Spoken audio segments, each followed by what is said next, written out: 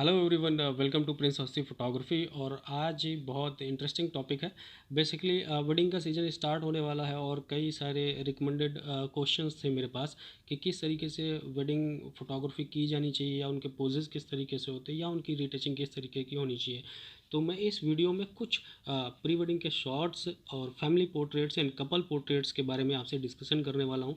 दूसरा मैं बताने वाला हूँ कि वो शॉट्स मैंने किन कैमरे के साथ क्लिक किए हैं, या कौन से लेंसेज इस्तेमाल किए, या उनका एडिटिंग का प्रोसेस किस तरीके का था। तो यहाँ पर मैं बारी बारी से कुछ इमेजेस आपको दिखाऊंगा और उनके बारे में बात करना चाहूँगा। तो बेसिकली स्क्रीन के ऊपर आपको इमेजेस नज़र आएंगी, बैकग्राउंड में मेरी वॉइस नज़र आएगी, सुनाई देगी आपको। और आप बखूबी से देख सकेंगे किस तरीके की इमेज है और उसे किस तरीके से क्लिक किया गया है, या उसके पीछे का उद्देश्य क्या था। तो मैं कहूँगा वीडियो को पूरा ज़रूर देखेगा, बहुत अच्छे से आपको बहुत अच्छी अच्छी जानकारी इसमें मिलने वाली है। तो मिलता हूँ मैं, पहले इस वीडियो कंप्लीट करते हैं, लास्ट में फिर मैं आपके सामने वीडियो में आऊँगा। तो यहाँ पर मैंने पहली इमेज ओपन करी है, जो कि मैं बता दूँ गैजेट क्या इस्तेमाल करें। इस इमेज में मैंने Nikon D750 and 85 mm lens के साथ ये तस्वीर खींची है। और ये मैं बता दूँ दिल्ली के रचना फ़ोटो स्टूडियो में मैंने इमेज क्लिक की थी, जो कि एक प्री वेडिंग डेस्टिनेशन है और काफ़ी अच्छे प्रॉप्स वहाँ पर मिल जाते हैं। तो ये जो बाइक है ये वहाँ पर रेंट पे मिलती है, और तो इस तरीके की चीज़ें आप रेंट कर सकते हैं और उनसे शॉट्स बना सकते हैं। तो बेसिकली ये 85 1.4 लेंस है, और उसके साथ मैंने इसे क्लिक किया, कंपोज किया रोल ऑफ थर्ड देने के लिए। दूसरा मैंने इसे क्रॉप जो किया है वो 16:9 में किया है, जिससे कि एक सिनेमैटिक सा फील आए। और जैसा कि हम लैंडस्केप क्लिक करते हैं ना, उस तरीके का है। तो ये 9:16 में क्रॉप्ड इमेज है। प्लस जो इसकी एडिटिंग है वो मैंने फ़ोटोशॉप पर की है। और इसकी कलरिंग में मैंने बेसिकली जो आपका रॉ फिल्टर में कलर का ग्रेड होता है, जो ह्यू सैचुरेशन एंड लिमिनेंस होता है, मैंने उसके साथ प्ले किया है। ज़्यादा बारीकी से इसमें एडिटिंग ना करके मैंने इसे एज इट इज़ सिंपल रखना ज़्यादा पसंद किया। चलिए बढ़ते हैं सेकंड इमेज की तरफ। तो यहाँ पर सेम ही कपल हैं जो पहली वाली इमेज में थे, सेम कपल। इनका मैंने वर्टिकल इमेज क्लिक जो है वो क्रॉप कर दी है। अगर इसका हॉरिजॉन्टल शॉट देखना चाहें तो वो किसी इस तरह से दिखता है। दूसरा देखेंगे तो मैंने इसमें भी वही 750 एंड 85 1.8 लेंस का इस्तेमाल किया। दूसरा अगर आप लेफ़्ट कॉर्नर पे यहाँ पर देखेंगे, ये जो मैं जूम कर रहा हूँ, तो यहाँ पर मैंने क्या किया, एडिटिंग के दौरान यहाँ पर मैंने एक सनलाइट का फ्लेयर्स ऐड किया है, जिससे क्या है एक पीछे से थोड़ी सी लाइट का एम्बियंस जो आपको नज़र आ रहा है वो इस वक्त आ रहा होगा। बेसिकली 12:18 के साइज़ में ये इमेज है। काफ़ी अच्छे रेंडर कलर हैं। अगर आप देखें तो हर एक कलर बहुत ही अच्छे से इम्बॉज हो रहा है। यहाँ पर मैंने कलर्स को थोड़ा सा जो लीव्स है, स्किन टोन है, उसे नेचुरल रखा है।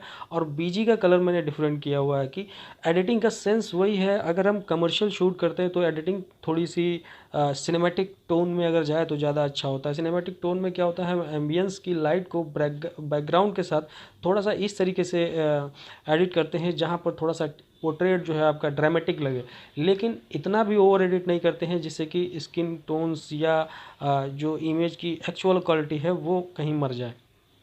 तो ये इस तरीके से किया गया। थर्ड इमेज देखेंगे, सेम कपल है और सेम जगह पे है। अब इस इमेज को देखेंगे, ये वर्टिकल है, जबकि क्लिक मैंने इसे इस तरीके से हॉरिजॉन्टल किया था। अगर पूरा ओवरऑल शॉट देखें तो ये कुछ इस तरीके का दिखता है। लेकिन होता है ना कि आप जब क्रॉप करते हैं या एल्बम डिज़ाइन कर रहे होते हैं, कहीं पर आपको वर्टिकल शॉट लगाने होते हैं या हॉरिजॉन्टल शॉट लगाने होते हैं, तो मैंने इसे वर्टिकल शॉट में इस तरीके से क्लिक किया कि अगर पोर्ट्रेट मोड में शॉट आता तो ये किस तरीके का आता। तो मैंने एक क्रॉप करके एक और शॉट क्रिएट करने की कोशिश की। क्रॉप के दौरान ये शॉट किस तरीके से आएगा।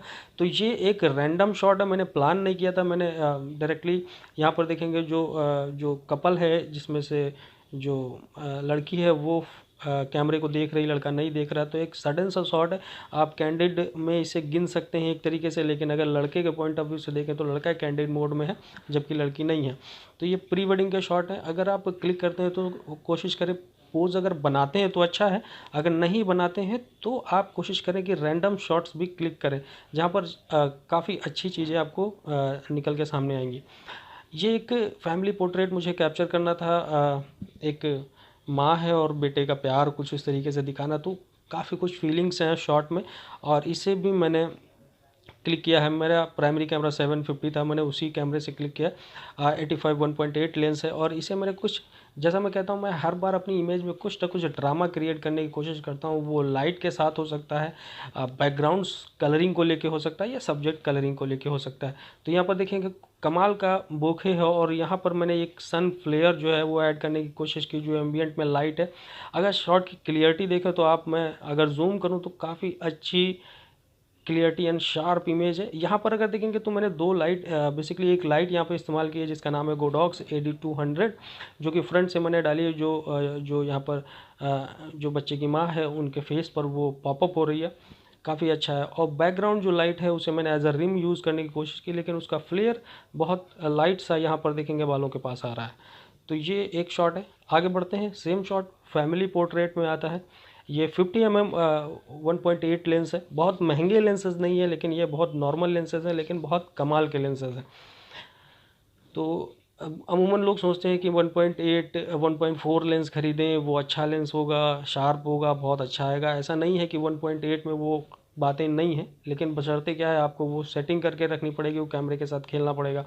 तो बेसिकली मैंने यहाँ पर एक फ्रंट लाइट पॉपअप करी है, और दूसरा बैकग्राउंड में जो शाम का जो गोल्डन आवर की लाइट है वो मैंने कैप्चर करने की कोशिश करी है।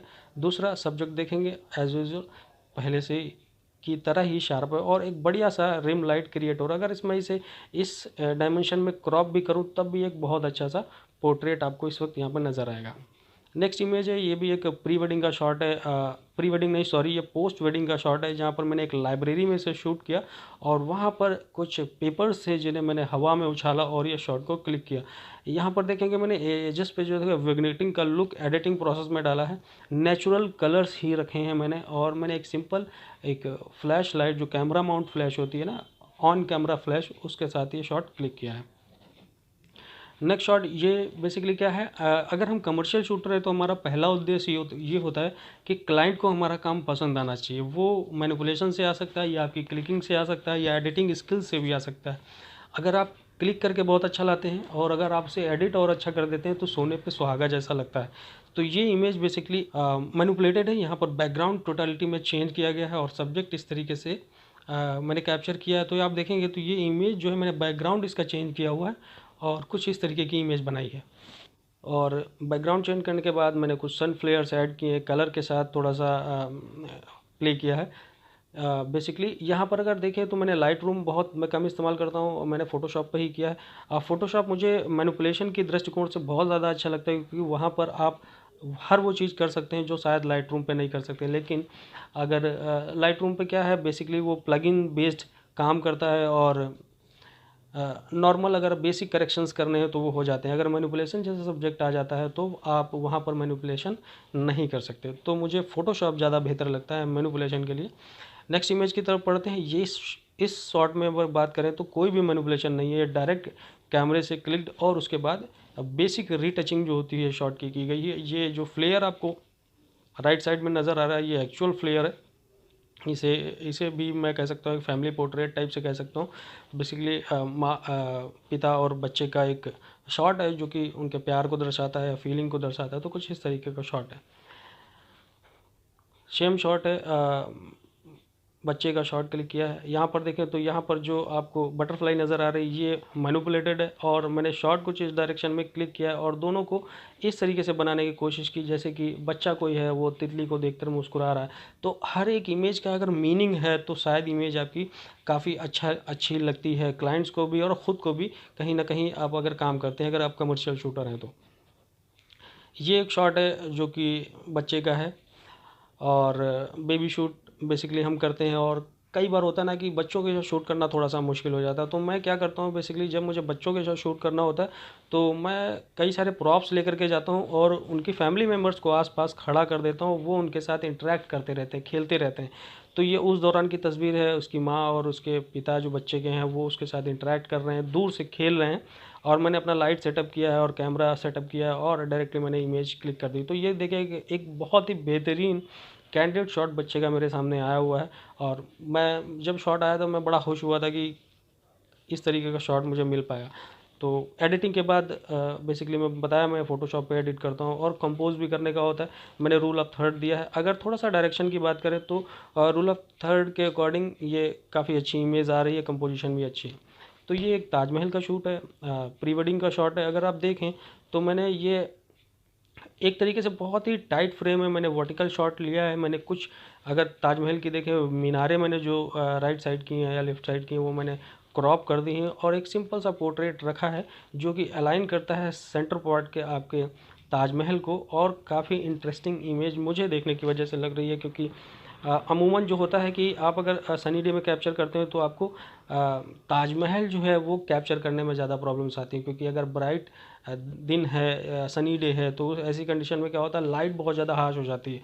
और ताजमहल जो है वो संगमरमर का बना है और लाइट जब उस पर पड़ती है वो और ज़्यादा रिफ्लेक्ट होता है, तो उसे कैप्चर करना थोड़ा सा मुश्किल होता है। या तो हम सब्जेक्ट को बेहतरी से कैप्चर कर सकते हैं या हम ताजमहल को कर सकते हैं, लेकिन ऐसी कंडीशन में ये शॉट जिस सिचुएशन में आया ये काफ़ी मुझे अच्छा लगा और मेरे लिए बहुत अच्छी बात थी कि दोनों वेल एक्सपोज्ड शॉट है मेरे सामने।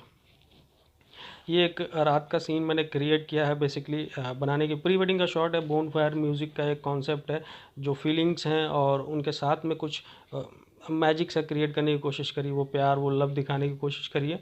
तो बेसिकली बहुत ही ज़्यादा ड्रामेटिक शॉट है, पीछे स्मोक है, रिम लाइट डाली गई है पीछे से, फ्रंट से लाइट दी गई है और प्लस बोन फायर किया गया, पीछे गाड़ी है, कुछ बोकेज हैं।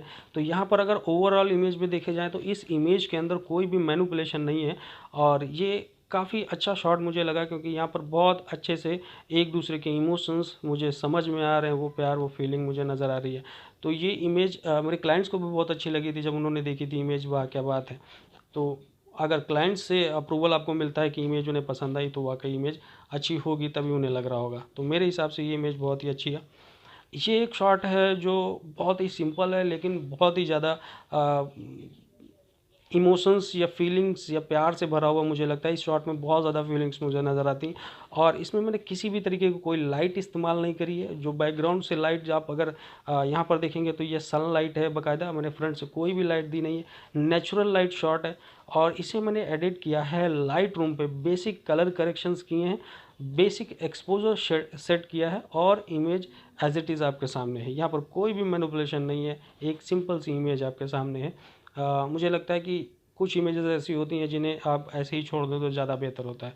तो ये कुछ इस तरीके का शॉट है और काफ़ी शार्प है शॉट, क्वालिटी बहुत ही अच्छी है। अगर पीछे बोखे की बात करें तो बहुत ही कमाल का बोखे है, कोई नॉइज़ नहीं है, क्लियर एकदम। बेसिकली हम अपर्चर से जितना अच्छा खेल लेते हैं या एक्सपोजर जितना अच्छा सेट कर पाएँ और आईएसओ आपको बढ़ाने की कोशिश नहीं ज़्यादा करनी चाहिए। ऐसी स्थिति में आपको होता है आपका बैकग्राउंड जो होता है वो नॉइज़ी नहीं होगा, बहुत ही अच्छा डेप्थ आपको मिलता है और विदाउट एनी नॉइज़। तो यहाँ पर बहुत सारे शॉट हैं। ये देखिए एक सिंपल सा शॉट है, एक साइड में खड़ा कर दिया गया है और वो उसे फ्लाइंग किस दे रही है, लेकिन फ्लाइंग किस के साथ में ये हार्ट आपको देख रहे होंगे। ये बेसिकली फ़ोटोशॉप पे आप पीएनजीज डाउनलोड करके यहाँ पर इस तरीके से डिज़ाइन कर सकते हैं, मैनिपुलेट कर सकते हैं। तो ये जो वॉल पर आपको जो हार्ट्स दिख रहे हैं ये बाद में पोस्ट प्रोसेसिंग के दौरान डाले गए हैं। ये एक नॉर्मल तो नहीं कहूँगा, ये थोड़ा सा प्ले करने की बातें होती हैं, आप कितने अच्छे से इमोशंस को बयां कर सकते हैं। तो ये एक चुनरी का उड़ते हुए शॉट मैंने क्लिक किया। आई थिंक ये इस तरीके के शॉट्स क्लाइंट्स के लिए बहुत अच्छे होते हैं, क्योंकि वो कभी कभी ऐसे मोमेंट्स जीते हैं। अगर प्री वेडिंग आप शूट कर रहे हैं तो इस तरीके के मोमेंट्स आपको क्रिएट करने चाहिए। ये भी एक शॉट है, अगर ये देखा जाए तो मेरे हिसाब से बहुत अच्छी एक कन्वर्सेशन चल रही है दो लोगों के बीच में और बहुत अच्छे से बात चल रही है। वो एक कैंडिड शॉट है, पीछे ताजमहल का व्यू है। तो मेरे हिसाब से और कलर देखे जाए तो बहुत सिंपल सा एक कलर टोन जो है पूरी इमेज के ऊपर डाला गया है। ऐसा नहीं कि सिर्फ बैकग्राउंड के साथ खेला गया, पीछे ताजमहल है, नदी है और इस तरफ उनके बैठने की जगह है और एक कम्युनिकेशन हो रहा है दोनों के बीच में। काफ़ी अच्छा माहौल है इस वक्त यहाँ पर और इमेज मुझे काफ़ी अच्छी लग रही है। ये भी एक प्री वेडिंग का शॉट है, ये भी प्री वेडिंग ही है। बेसिकली मैं प्री वेडिंग पर बात कर रहा था, फैमिली पोर्ट्रेट्स पर बात कर रहा था, या ग्रुप पोर्ट्रेट्स या कपल पोर्ट्रेट्स की बात करें तो सब कुछ इसी पर बेस्ड है। तो यहाँ पर मैं बारी बारी से कुछ तस्वीरें आपको और दिखाऊंगा। ये भी प्री वेडिंग का शॉट है, बेसिकली ये लखनऊ में क्लिक किया गया है रेजिडेंसी में। जो लखनऊ के व्यूवर्स हैं मेरे वो देख सकते हैं, लखनऊ में रेजिडेंसी का ये शॉट क्लिक है। ये शॉट बहुत ही इंटरेस्टिंग है, इसके साथ मेरे बहुत सारी यादें हैं। ये शॉट मैंने बनारस में क्लिक किया था। दशामेश घाट के ऊपर एक फॉरेनर है जो एक पत्थर पे पड़े हुए फूलों को चुन रही है, और ये बहुत कम लाइट थी वहाँ पर, एक एक स्ट्रीट लाइट लगी हुई थी, उसी से ये कैप्चर है। जो एम्बियंट में उस वक्त स्ट्रीट की जो लाइट पड़ रही थी उसी लाइट के दौरान है, और पीछे कुछ दिए जल रहे थे, कुछ बोगे टाइप सा। तो 1.4 अपर्चर का लेंस था, जिसके अकॉर्डिंग मुझे ये बोगे क्रिएट हुआ और काफ़ी अमेजिंग सी इमेज मुझे नज़र आई। तो ये एक कैंडिड सा शॉट है किसी एक फोटोग्राफर का जो फॉरेनर्स है और मुझे बनारस में दिखी। ये आप लखनऊ के लोग हैं तो बहुत अच्छे से जानते होंगे, इसे हम रूमी गेट कहते हैं। और ये बेसिकली एक मैटरनिटी शूट था, उसका एक शॉट है, और सुबह के टाइम है जब सनलाइट निकलना स्टार्ट होती है या सनलाइट आ रही होती है, उस समय का शॉट है। और यहाँ पर वो कपल है। तो बेसिकली अगर ओवरऑल देखा जाए तो ये एक सिंपल सा पोर्ट्रेट है, मैटरनिटी शूट कम लगता है, लेकिन एक कपल पोर्ट्रेट ज़्यादा देखने में लग रहा है। अगर इसे आप बहुत बारीकी से देखते हैं तो शायद आपको बेबी बम नज़र आता है। ओवरऑल इमेज का जो एम्बियंस है, जो कलर्स हैं, वो काफ़ी नेचुरल्स हैं। और मैंने सुबह के टाइम जो वार्म लाइट होती है, वो जो निकलती है, रेजेस निकलती हैं, वो काफ़ी अच्छा है, जो आंखों के लिए बहुत अच्छा लगता है, आंखों में देखने में अच्छा लगता है। ऐसे नहीं कलर्स बहुत चुभ रहे हैं आंखों में, बहुत ओवर सैचुरेटेड इमेज है। तो एक सिंपल सी साधारण सी इमेज आपके सामने है। ये एक मैंने इसे एक टाइटल दिया था हाफ ब्राइड करके, क्योंकि सिंपल सा शॉट था। यहाँ पर मैंने देखेंगे कि बहुत ज़्यादा कुछ एडिटिंग नहीं की है, लेकिन हाँ मैंने इनकी आँखों पर जो रेटिना है उसको मैंने पॉपअप करने की कोशिश की है। तो बेसिकली आई रीटचिंग के बारे में अगर आपको जानना है तो आप मेरी प्लेलिस्ट में जाएंगे, फ़ोटोशॉप प्लेलिस्ट मेरे ही चैनल पर, फ़ोटोशॉप प्लेलिस्ट में। तो वहाँ पर आपको आई रीटचिंग से पूरी प्लेलिस्ट मिल जाएगी, जहाँ पर 6 से 7 ट्यूटोरियल्स आपको सिर्फ आई रीटचिंग से मिल जाएगा। सिंपल सा पोर्ट्रेट है, अगर इसे देखा जाए तो नॉर्मल सी एक कंपोजिशन है, और काफ़ी कमाल का शॉट आपको देखने में मिलेगा। बेसिकली ये शॉट मैंने काफ़ी समय पहले जब मैं फ़ोटोग्राफी स्टार्ट कर रहा था, या शायद मैंने पहला एफएक्स कैमरा ख़रीदा था, तो उस समय का ये शॉट है, जब मैं बहुत अमेचर था फ़ोटोग्राफी में। ये वेडिंग्स में इस तरीके के शॉट लोग ज़्यादातर क्लिक करते हैं, आई लेसेस के शॉट होते हैं। तो कई बार होता है कि लोग फोकस करने में प्रॉब्लम कर जाते हैं जब इस तरीके के शॉट लेने होते हैं। तो या तो वो नोज़ पर फोकस पॉइंट रख देते हैं या फोरहेड पे रख देते हैं। लेकिन आपको कैप्चर क्या करना है, अब अगर आप 1.8 या 1.4 या 2.8 जैसे लेंसेज इस्तेमाल करते हैं तो वहाँ पर आपको बहुत स्लाइट एरिया होता है फोकसिंग का। तो ऐसी स्थिति में सिर्फ आपको वही चीज़ फोकस करनी चाहिए जहाँ पर आपको फोकस की ज़रूरत है। तो यहाँ पर मुझे आई लेसेस कैप्चर करनी थी, तो मैंने सिर्फ आई लेसेस पे ही फोकस को रखा। अगर आप देखें तो इमेज काफ़ी ज़्यादा शार्प है, और कोई भी इमेज में एडिशनल चीज़ें नहीं हैं, और जो एरिया मैं दिखाना चाहता था शार्पन का, वो चीज़ें यहाँ पर आपको शार्प नज़र आ रही। तो एक बहुत सिंपल सा और बहुत ही शार्प इमेज जहाँ पर आई लेसेस आपकी इम्बॉज हो रही उसके साथ है। तो इस तरीके से कई सारी इमेजेस और आपको दिख जाएंगी। तो मैं स्क्रॉल करता जाता हूँ और दिखाता जाता हूँ। अगर आप इस शॉट की बात करें तो यहाँ पर देखेंगे पूरे फ्रेम पर कहीं से कोई लाइट नहीं है, लेकिन अगर बालों पर देखेंगे तो एक आपको रिम लाइट सी नज़र आ रही है, वो भी कुछ लिमिटेड दायरे में।